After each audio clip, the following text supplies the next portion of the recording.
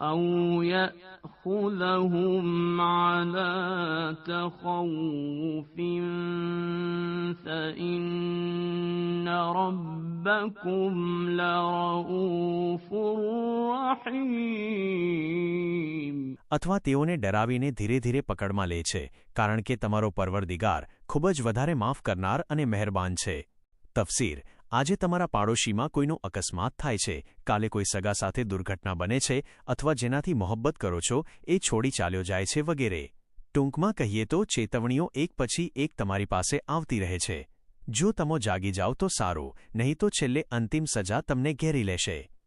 આવા પ્રસંગોમાં સજા ધીમે ધીમે આવવાનું કારણ એ છે કે હજી પણ આ લોકો માટે હિદાયતની શક્યતા રહે છે.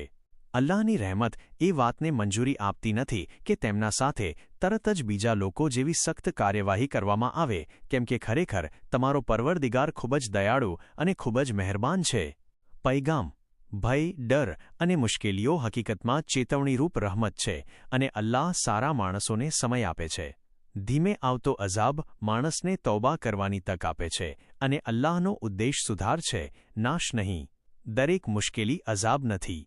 અમુક સમયે તે જાગૃત કરવા માટે સબક હોય છે, અને અલ્લાહ સખ્તીની સાથે સાથે નરમી ભી રાખે છે.